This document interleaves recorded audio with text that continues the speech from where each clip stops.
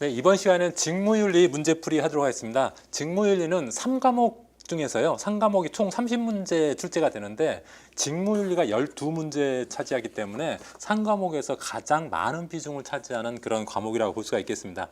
다행히 직무윤리가 여러분도 아시겠지만은 좀 다른 과목에 비해서 좀 난이도가 좀 그렇게 높지 않을 편이죠. 좀 쉬운 편이죠. 그렇다고 해서 무시하시면 안 됩니다. 이게 직무윤리가 법규 같은 게 많이 나와 있어 가지고요. 암기할 부분이 되게 많습니다. 그래서 그냥 대충 공부하면 또 대량 실점을 할 수도 있거든요. 제가 이제 그 문제 풀면서 좀 그 중요한 부분 체크해 드릴 테니까 좀 그런 부분 여러분들이 잘 염두에 두시고 문제를 좀 풀어 보셨으면 좋겠습니다.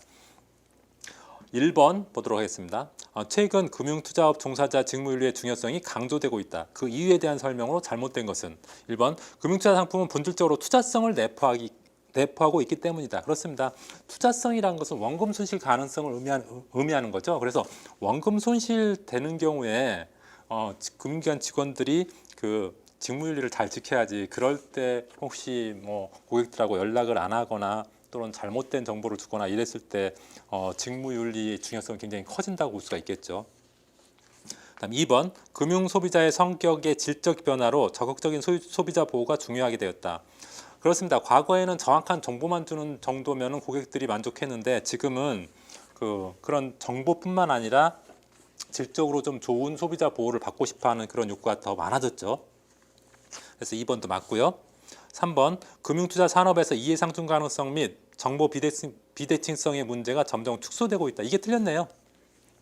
금융투자 산업에서는 이해상충 가능성이 많죠. 일반적으로 주식이라고 하면은 주식 거래를 많이 하면 많이 할수록 증권회사 쪽은 이익이 되지만은 투자자 입장에서는 수수료가 많이 나가니까 더 손해가 되잖아요. 그런 게 이해상충의 대표적인 경우인데 이런 것들이 꽤 많죠. 그리고 정보 비대칭성 문제도 점점 많죠. 정보 비대칭성이라는 것은 예를 들어서 금융기관 직원들은 이만큼의 정보를 알고 있다고 하면은 투자자들은 조금밖에 모르잖아요. 그러니까 정보 비대칭성이기 때문에 그런 비대칭성이 있는 상황이기 때문에 특히 직무윤리가 중요하다고 볼 수가 있겠습니다. 그래서 3번이 좀 잘못됐고요. 4번 비대면 거래에 의한 거래 방식의 특성으로 다른 산업에 비해 상대적으로 규제의 필요성이 크다고 볼 수가 있겠죠. 4번 맞습니다. 핵심 포인트 해설의 그 직무윤리가 강조되는 이유 그 중에서 특히 그 금융투자 산업과 관련돼서 강조되는 이유 좀 시험에 잘 나올 수 있으니까 그런 부분 좀 기억하시고요. 그리고 직무윤리가 강조되는 이유는 일반적으로 그렇게 내용이 어렵지는 않은데 읽어보지 않으면은 시험에 문제가 나왔을 때 좀 애매할 수가 있거든요. 그러니까 여기 정리된 내용들을 여러분들이 한번 꼭 읽어보시기 바랍니다. 2번 보도록 하겠습니다. 직무윤리의 대내외적 환경에 대한 설명 중 잘못된 것은 1번 영국의 BITC와 사회적 책임을 평가하는 CB 인덱스가 윤리경영평가 지수로 사용되고 있습니다.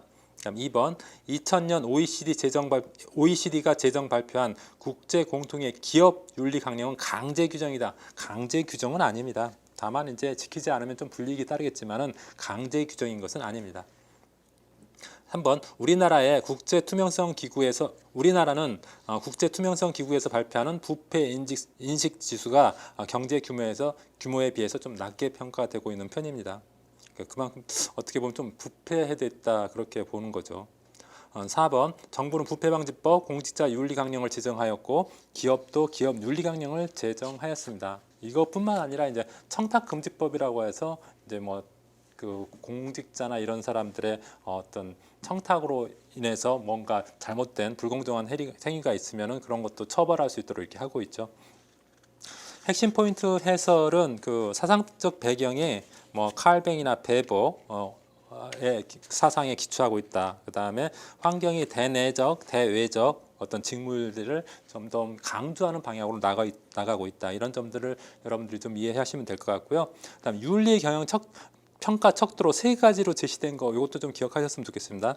산업정책연구원의 코백스, 그 다음에 정경련 윤리경영 자율 진단 지표, 그 다음 서강대의 그 소백스 이런 지표들이 윤리경영 평가 척도로서 활용되고 있다는 점 기억하시기 바랍니다.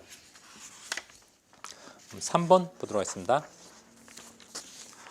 다음 중 직무윤리 적용 대상에 대한 설명 중 잘못된 것은 1번 투자권유 대행인도 직무윤리 적용 대상이 된다. 그렇습니다. 투자권유 대행인도 실제로 투자를 권유하는 어떤 투자 권유와 관련된 사람이기 때문에 직무윤리 적용이 되고요. 2번 투자 관련 직무에 종사하는 자이면 회사와의 위임관계 계약 관계 유무와 관계없이 직무윤리를 준수해야 된다. 그렇습니다. 위임관계가 있든 없든 투자 관련된 업무를 하면은 직무윤리를 준수해야 됩니다. 그래서 2번도 맞고요. 3번 투자 관련 업무에 종사하는 자이면 무보수로 일하는 자도 직무윤리를 준수해야 된다. 그렇습니다. 보수 유무와 상관없이 투자 관련된 일을 하고 있으면은 직무윤리를 준수해야 됩니다. 그래서 3번도 맞고요.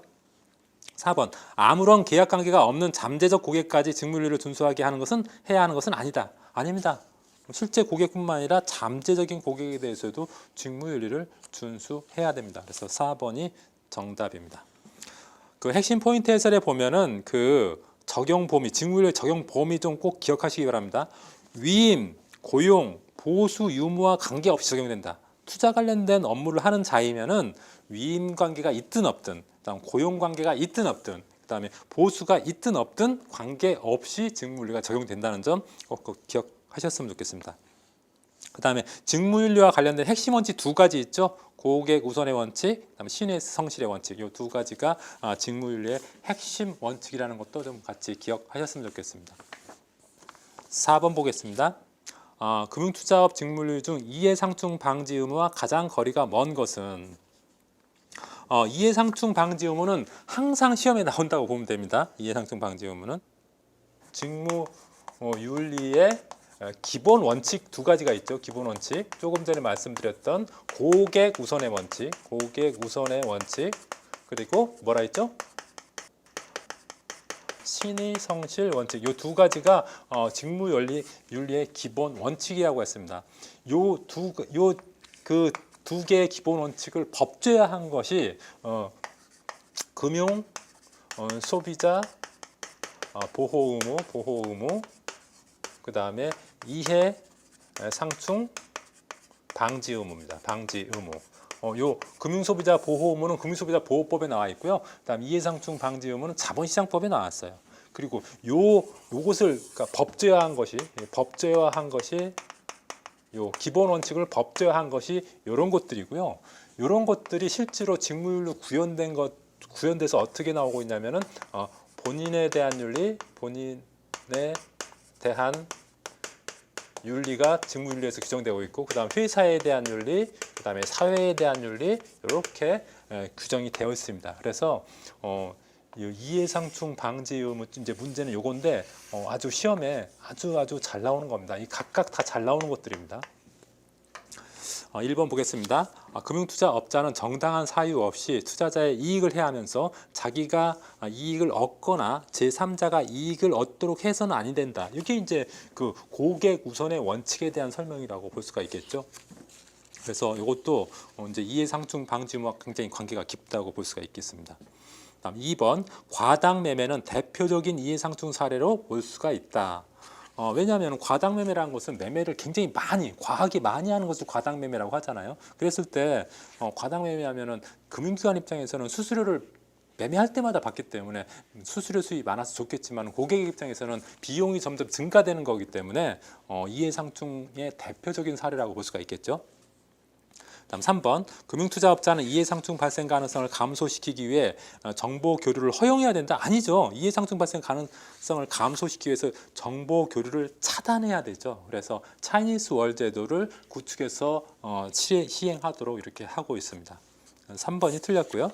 4번 금융투자업자 자신이 발행하거나 관련되어 있는 대상에 대한 조사 분석 자료의 공표와 제공을 원천적으로 금지하고 있다. 맞습니다.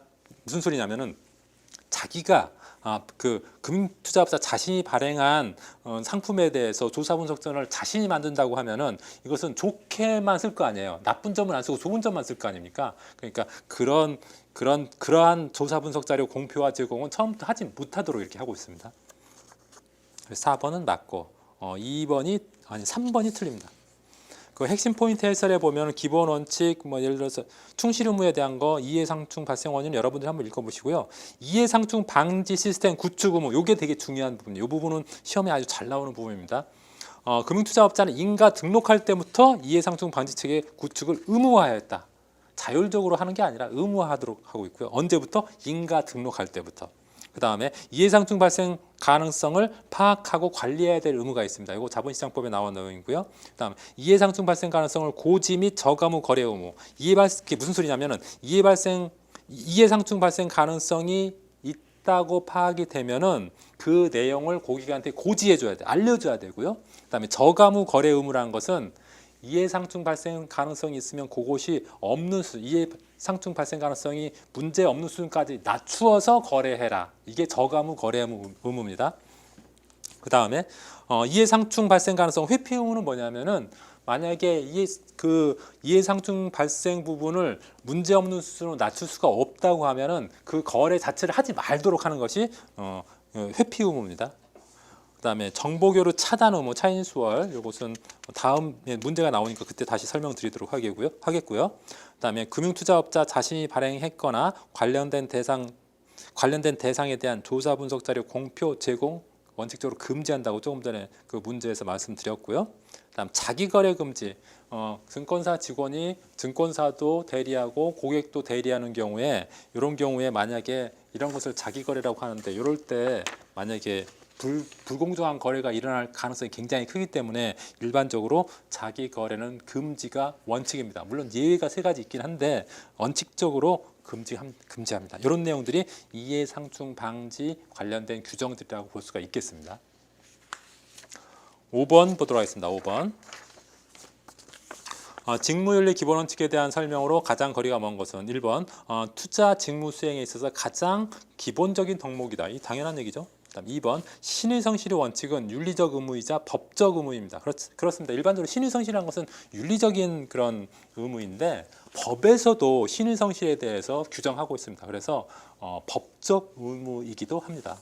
2번도 맞고요. 3번 금융소비자보호법은 금융소비자 보호 대상이 되는 상품을 금융투자상품으로 정의하였다. 이게 틀렸습니다. 금융투자상품이 아니라 금융상품으로 정의하였다.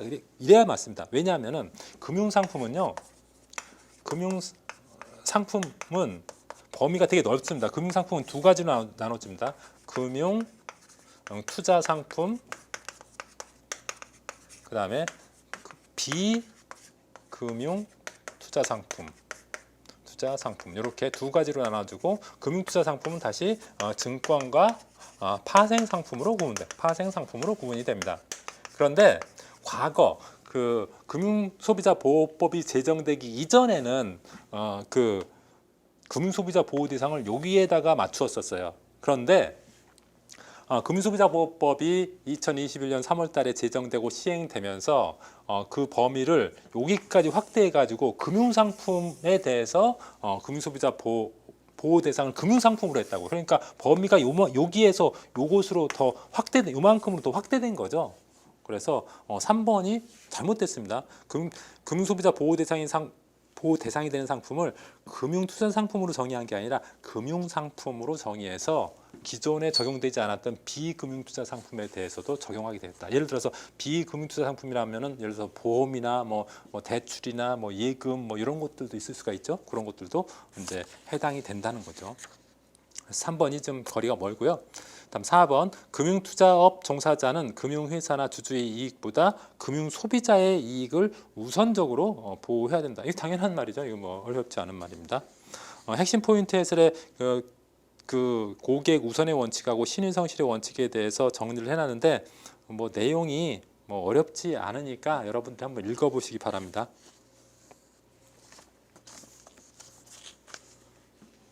그 다음 6번 보겠습니다. 6번 상품 판매 단계 금융소비자 보호 내용으로 가장 거리가 먼 것은 일반적으로요. 금융소비자 보호는 과거에는 2단계로 보호를 했었는데 지금은 이제 4단계로 보호를 하고 있습니다. 그 개발 단계에서 금융소비자 보호 첫 번째 단계는, 그다음 두 번째 단계는 상품 판매 이전 단계에서의 금융소비자 보호, 그다음에 상품 판매 단계에서의 금융소비자 보호, 그다음 네 번째 상품 판매 이후 단계에서의 금융소비자 보호, 이렇게 네 단계로 이렇게 세분화시켜서 금융소비자 보호하고 있습니다. 그래서 시험에 어떻게 종종 나오냐면은 각 단계별로 주요 내용들이 있잖아요. 예를 들어서 상품 판매 단계에서 금융소비자 보호와 거리가 먼 것 해가지고 뭐 상품 판매 이전 단계나 상품 판매 이후 단계의 내용을 하나 집어넣을 수도 있고요. 뭐 이런 식으로 하니까 각 단계에서 어떤 내용이 있는지 알아보는 게 일단 중요합니다. 개발 단계에서는 그 어떤 그 상품 개발할 때부터 금융소비자가 보호되도록 개발하는 거죠. 그래서 사전에 관련 그 부서들하고 협의를 해서 모니터링도 해보고 이렇게 해서 상품을 개발하도록 하고 있고, 그다음 상품 판매 이전 단계에서는 상품 판매하기 전에 그 금융기관 직원들이 그런 상품 판매와 관련된 교육을 정기적으로 받게 하고 있고, 그다음에 자격증이 필요한 경우 어떤 자격증을 취득하도록 이렇게 하는 게 상품 판매 이전 단계의 소비자 보호라고 할 수 있고요. 상품 판매 단계하고 상품 판매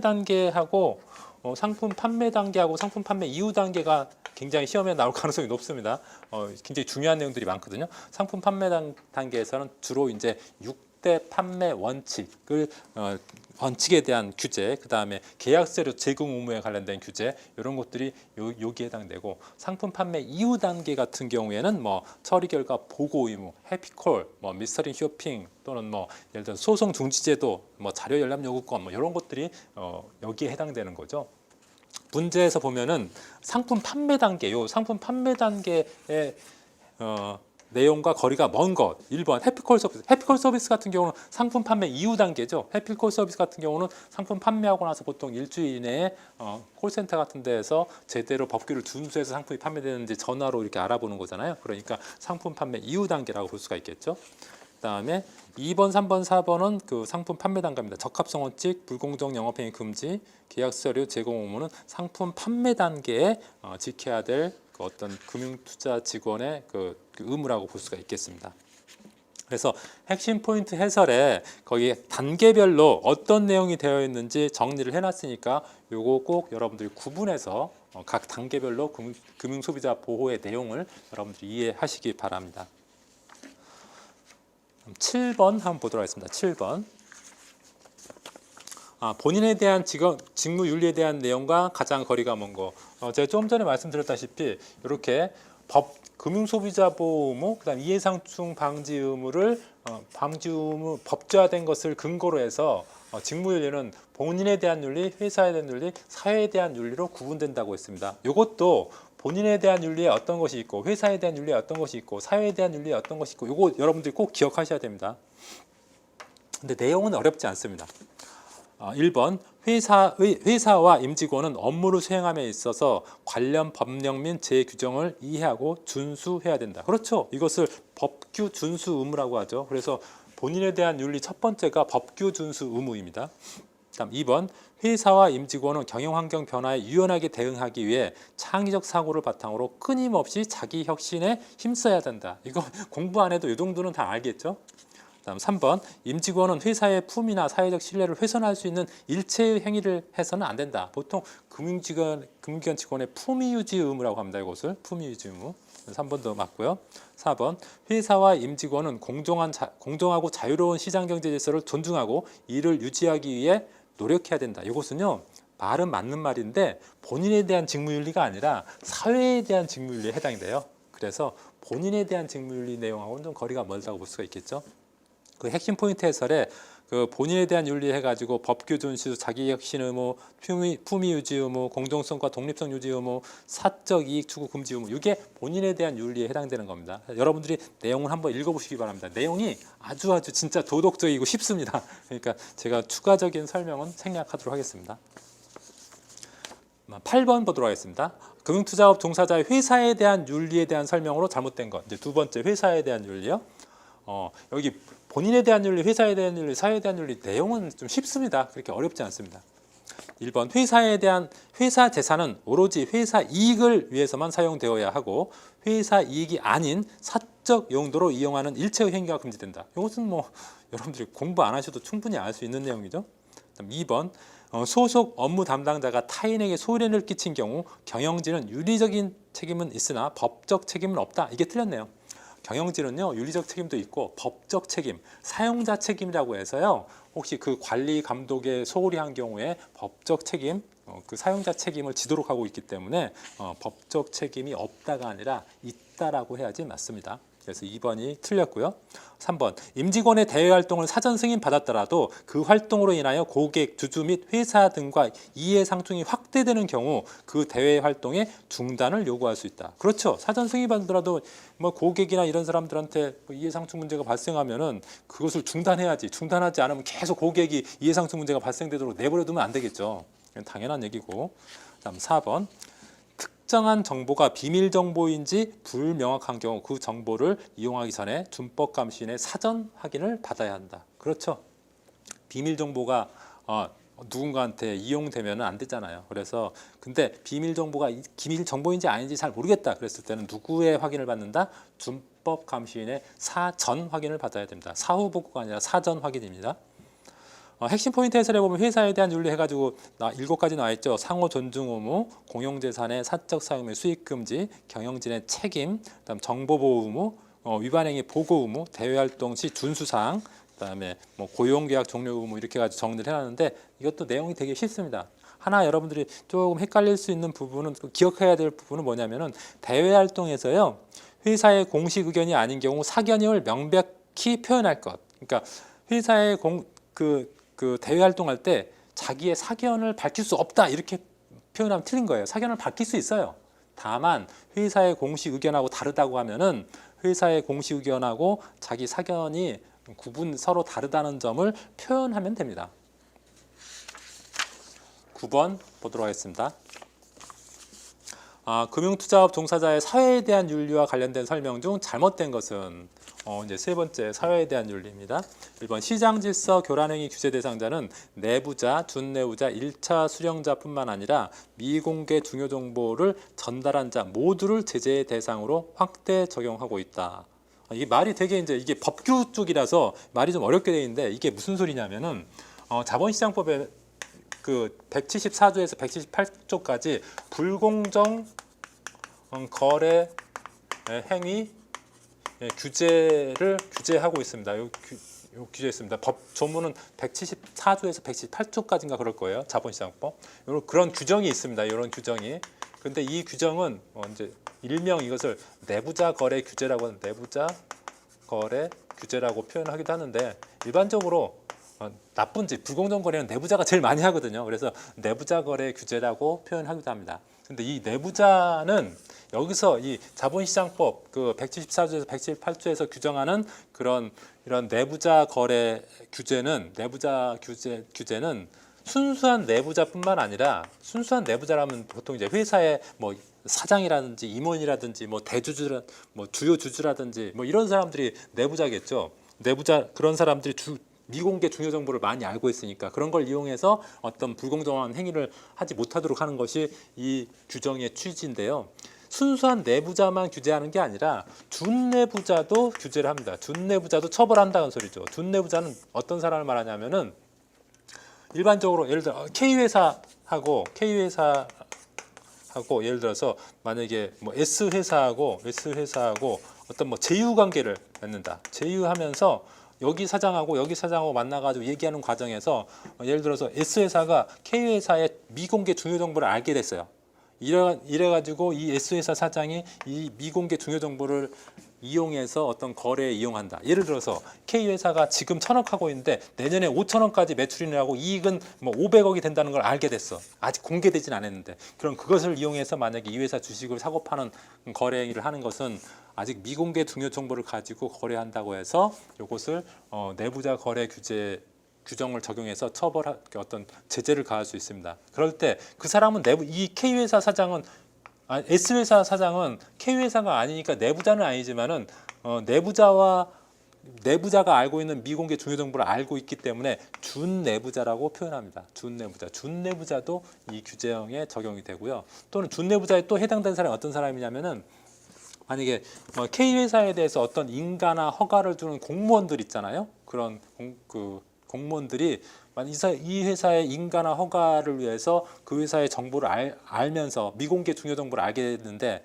그 정보를 이용해서 그 사람들이 또 어떤 불공정한 거래를 행위하면은 그 사람들도 준내부자로 처벌합니다. 그다음에 또 정보 수령자라는 게 있습니다. 정보 수령자. 정보 수령자는 예를 들어서 이 내부자나 준내부자로부터 미공개 중요 정보를 들은 사람, 이런 사람들이 그런 미공개 중요 정보를 이용해서 불공정 행위를 하는 것을 막기 위한 그런 제도라고 볼 수 있는데, 이렇게 내부자 거래 규제 대상자는 순수한 내부자만 적용되는 게 아니라 준내부자, 정보 수령자도 포함된다. 그런데 요 규정은 이때 이 정보 수령자는 규제 대상이 1차 정보 수령자만 적용을 했어요. 근데 이런 미공개 중요 정보를 1차, 예를 들어서 K회사의 친구인 이기수라는 사람이 있다고 하면, 이 사람한테 만약에 K회사 사장이 미공개 중요 정보를 줬다고 하면 이 사람이 1차 정보 수령자인데, 이 사람이 또 자기 와이프한테 줄 수도 있고 와이프가 와이프 친구한테 줄 수도 있고, 이렇게 뭐 2차 뭐 3차 여러 개의 정보 수령자가 생길 수가 있겠죠. 근데 이 법에 의한 경우에는 요 1차 정보 수령자까지만 처벌할 수 있었고, 그러니까 제재할 수 있고, 이 사람들은 처벌을 못 했었어요. 그래서 규정을 하나 더 만들었습니다. 시장 질서 교란 행위 규제라는 규정을 하나 더 만들어서요. 실제로 요 1차 정보 수령자뿐만 아니라 요 다차, 2차, 3차, 4차 이 다차 정보 수령자도 제재할 수 있도록 규정을 하나 더 만들었습니다. 시장 질서 교란행위 규제라는 이렇게 규정을 하나 만들어서 이런 내용들을 집어넣었고요. 또 한 가지, 요 불공정 거래행위 규제에서 규정들은 목적이 있어야만 처벌할 수 있었다고요. 그러니까 어떤 누구한테 시세를 이용하거나 또는 어떤 이익을 얻을 이런 목적이 있어야만 제재를 할 수 있었고, 목적이 없으면 제재할 수 없었어요. 그런데 이 규정이 생기면서 목적이 없더라도 사실상 시장 질서 교란 행위를 했으면은 제재할 수 있도록 했습니다. 그렇게 바뀌었어요. 그래서 1번 한번 보시면은 시장 질서 교란 행위 규제 대상자는 내부자, 준내부자, 1차 수령자뿐만 아니라 미공개 중요 정보를 전하는 자 모두를 제재 대상으로 한다. 그러니까 뭐 2차, 3차, 뭐 4차 그렇게 계속 이 다차 정보 수령자가 있다고 하면 이 사람도 전부 다 규제 대상자로 잡았다는 거죠. 그래서 1번은 맞고요. 2번 지수 주가에 영향을 줄 수 있는 정보의 유통 행위에 신중을 기해야 된다. 그렇죠. 뭐 이것은 당연한 말이고. 그다음 3번 시장 질서 교란 행위에 해당하는 주문의 수탁을 거부해야 된다. 그렇죠. 내가 증권사 직원이다 그러면은 시장 질서 교란 행위를 하는 주문, 예를 들어서 어떤 거냐면은, 예를 들어서 주문을 뭐 어떤 100만 주를 매 주문 넣었다 뺐다 하는 거, 허수 주문 같은 거 있잖아요. 그런 주문 받지 말라는 소리죠. 왜냐? 시장 질서를 교란시키기 때문에.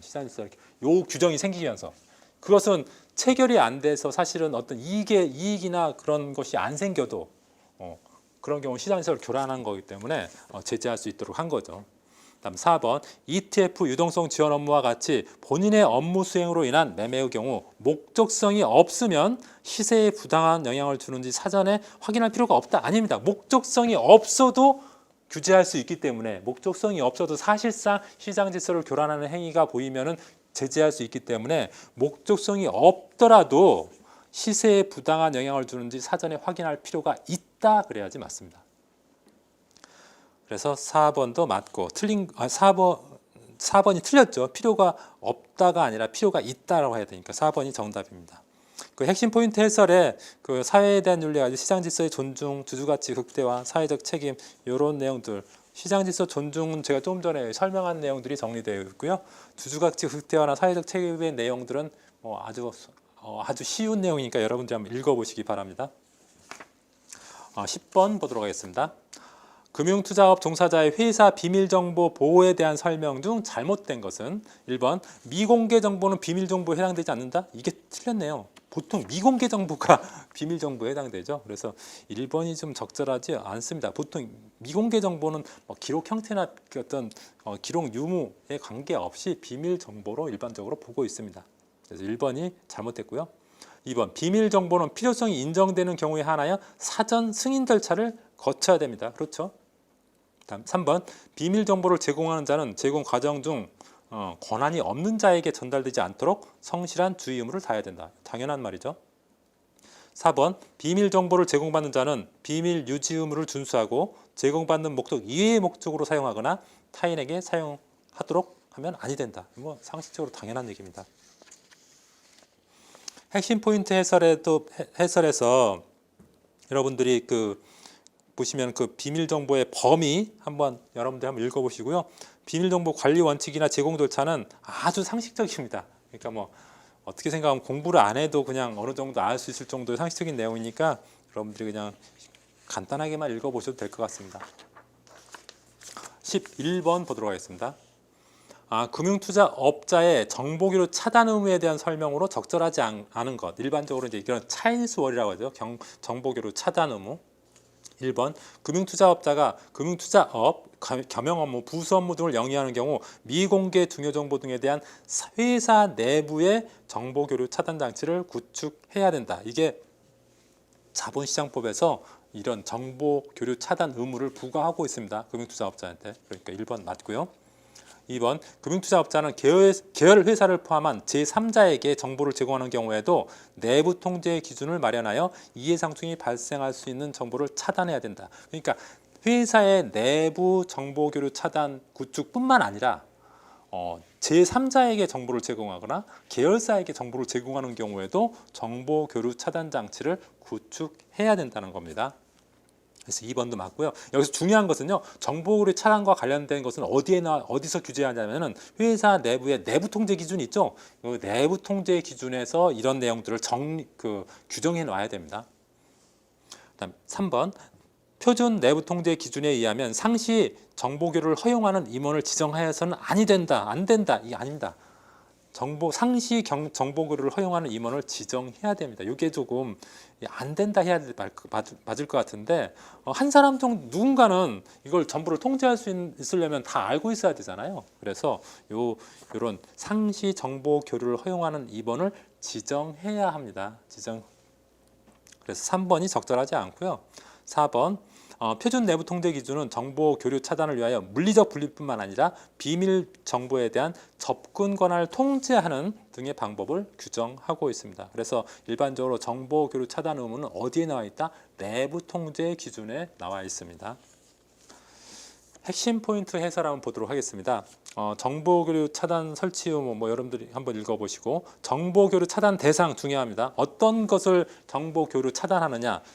가장 대표적인 게 미공개 중요 정보입니다. 그리고 투자자의 어떤 매매, 소유 현황에 대한 정보, 그리고 회사의 어떤 이해상충 우려가 발생될 수 있는 그런 정보들을 반드시 차단해야 된다는 점, 그럼 한번 보시고, 그다음 정보교류 차단 주요 내용들 정리해놨으니까 여러분 한번 읽어보시기 바랍니다.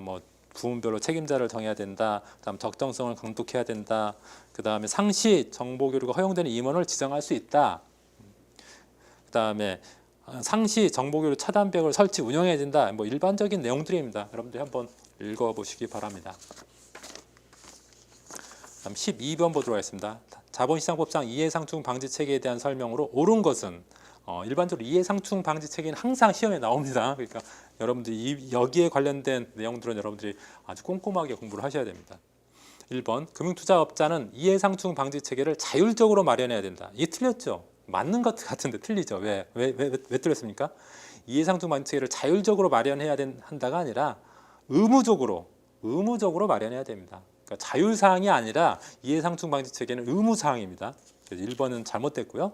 그다음 2번 금융투자업자는 이해상충 발생 가능성을 평가하고 표준투자권유 준칙에 따라 관리해야 된다. 이건 맞는 것 같은데 뭐가 틀렸냐면 표준투자권유 준칙에 따라 관리하는 게 아니라 내부 통제 기준에 따라 관리해야 됩니다. 이해상충 관련된 문제는 내부 통제 기준에 따라 관리해야 됩니다. 그래서 2번이 틀렸고요.